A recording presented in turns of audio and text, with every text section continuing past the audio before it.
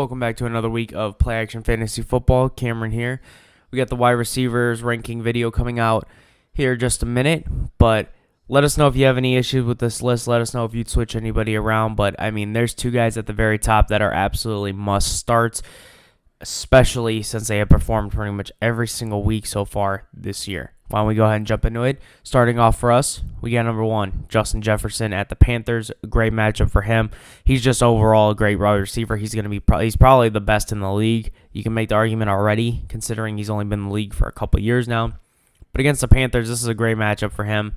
Kirk Cousins has been throwing the ball extremely well, hitting his receivers. I mean, every receiver pretty much is fantasy valuable right now for the Minnesota Vikings. Number two, we got Tyreek Hill at the Bills.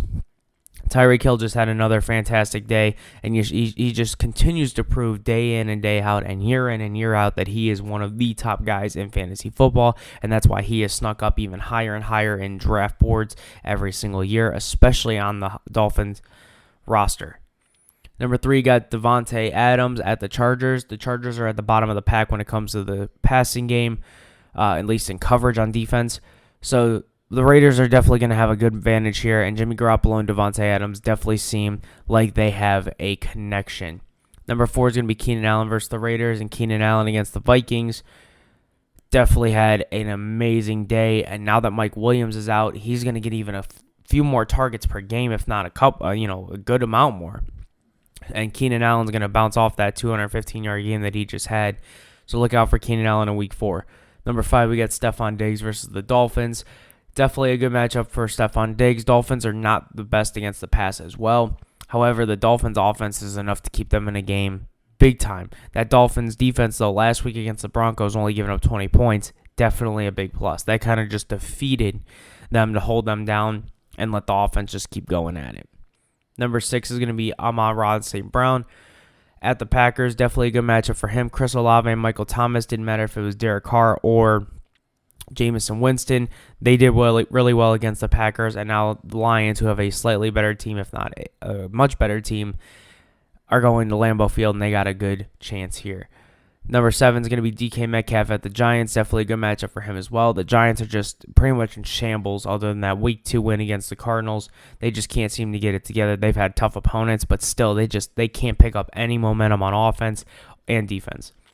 Number 8 is Deebo Samuel versus the Cardinals. A good matchup here. Cardinals did kind of hold CeeDee Lamb to a few amount of points there. Not the best day for CeeDee Lamb. However, Deebo Samuel with that speed and that versatility of running-wise for running back position, for doing jet sweeps, for doing quarterback sneaks, whatever you need Deebo to do, he's got that volume, and that's definitely why he's in the top 10. Number 9 is going to be CeeDee Lamb versus the Patriots. For me, this is kind of a fluke game, the way Dallas kind of handled the Cardinals. They just, for whatever reason, I don't know why they weren't targeting CeeDee Lamb as much. I don't know if they just were double covering him. I got to go back and look at the film, but just overall, it just seemed like a weird game overall. This is a bounce-back game for me for CeeDee Lamb versus the Patriots. At home, the Cowboys play a lot better, and that's why CeeDee Lamb's number 9. Number 10 is going to be Jamar Chase. This is recorded on Monday night, and so far it looks like Burrow is targeting Chase more and more so far this game, which is definitely good. Now it's just going to be becoming an issue of, is Burrow going to stay healthy with that calf injury? We'll see. And the way the Browns just obliterated the Titans pretty much in Week 3, that's a good matchup for the Bengals to get back on track. Number 11 is Devonta Smith versus the Commanders here. This is a home game for the Eagles. Definitely a good look here. Commanders do have a good front seven, but they're going to have to play it a little bit more cautious here, especially with the rushing upside of Jalen Hurts. So Devonta Smith is going to be a good choice here. If you have him on your roster, he's pretty much a lock for me going into this week. Number 12 is going to be Mike Evans at the Saints. This is a good matchup as well. Saints defense can be a little bit stingy, but it seems like they're going to be off the field a little bit more on the offensive side of the ball, which is going to tire out the defense. That the Saints have an injury with Derek Carr, and Jameis Winston, I don't know if he's going to end up being relevant. We'll have to wait and see on that one. 13 is going to be Chris Olave versus the Buccaneers. Now that I said Jameis Winston may or may not be relevant, again, that could have been a fluke last week. Here's a situation when Chris Olave was number 13 versus the Buccaneers. Chris Olave, when Derek Carr left the game with an injury, Still ended up with 6 more targets, and that's definitely a plus there. He's going to get the volume, and he's overall the number 1 guy right now for the Saints. Number 14 is going to be Jalen Waddle. He is questionable still with that concussion issue. However, against the Bills, I feel like that's why they held him out last week. They want him against the Bills here, and they want to continue to separate themselves from the AFC East. So expect Jalen Waddle to be in starting lineups if he comes out of that concussion protocol. That's going to be a good matchup for Jalen Waddle.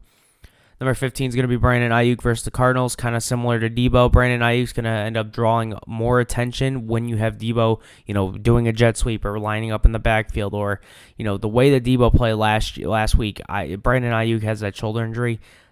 Just look out that Brandon Ayuk does have a good matchup. I think this is going to be a good week for him as well to kind of bounce back into that, 15, 20-point status in week 4. Number 16 is going to be A.J. Brown versus the Commanders. Devonta Smith definitely is the guy for Jalen Hurts. However, so far in Monday Night Football, because there's 2 games on right now, A.J. Brown seems to be getting those deeper passes, and he's starting to get more open from what we've seen the last couple weeks, and that connection might finally be bouncing back. So we'll see if that continues. That's why A.J. Brown's number 16. Number 17 for me is going to be Amari Cooper. Ravens defense is a little stingy against the pass. Deshaun Watson definitely is hitting Amari Cooper with the majority of the targets over the last 3 weeks. However, we'll see how that plays out with this matchup. Number 18 is going to be Michael Pittman Jr. versus the Rams. Michael Pittman definitely had a decent game against the Ravens. Like I said, he's their number 1 there. Amari Cooper is definitely a better player than Michael Pittman. However, Pittman only getting about 11, 12 points. I expect Cooper to do around 16, 17 again in this matchup. But Pittman versus the Rams. The Rams are also pretty good on defense right now against the pass. So that's not the best matchup for him, but he's number 18 for me. Number 19 is going to be Calvin Ridley versus the Falcons, and number 20 is going to be Christian Kirk versus the Falcons. They both have been decent so far this year. Christian Kirk is continuing to be the main guy right now for Trevor Lawrence, but Calvin Ridley, you just can't count him out. He's going to eventually bounce back in a game in London. This is one of those strange games, so I have him 19 and 20. How about number 21? We got Puka Nacua at the Colts. This is the last week, it seems like, before Cooper Kupp comes back, and Puka is going to be the number 1 guy, and then a great matchup against the Colts. He will still be a good option for when Cooper Kupp comes back, but we'll see if he still hits that top 30 rankings depending on how Cooper Kupp performs. Number 22 is going to be George Pickens at the Texans. Texans were a little stingy on the pass. They kind of just played all around good defense against the Jaguars. But Pickens is definitely a guy that Pickett is going to continue to target. And at the Texans, eventually something's going to happen, and Pickens is going to get open, and that's going to end up being the end of it. So he's number 22. Number 23 for me is Tyler Lockett. Again, here we go. Same another year with Tyler Lockett. He's good one week, and it explodes off with like 25, 30 points, and then the next week it's 6. He's got to be more consistent for me to start sneaking back into that top 20. Right now, he's sitting at 23 for me. Number 24 is going to be Terry McLaurin at the Eagles. Just an overall bad opponent against the Bills last week for the Commanders. It's just Sam Howell is going to continue to target Terry McLaurin. That seems to be his guy from last year going into this year. That was his number 1 guy last year when the 2 games he started, or the 1 game he started. That connection is just going to continue, and he's going to get the volume. So he's number 24. Number 25 for me is going to be Nico Collins versus the Steelers.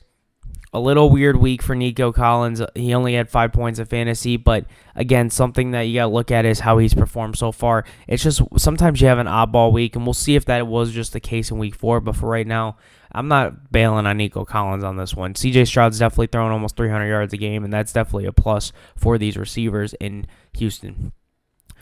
Courtland Sutton's going to be number 26 for me. Definitely the main guy for Russell Wilson. Everyone talked about Jerry Jeudy, and he finally came back from that injury.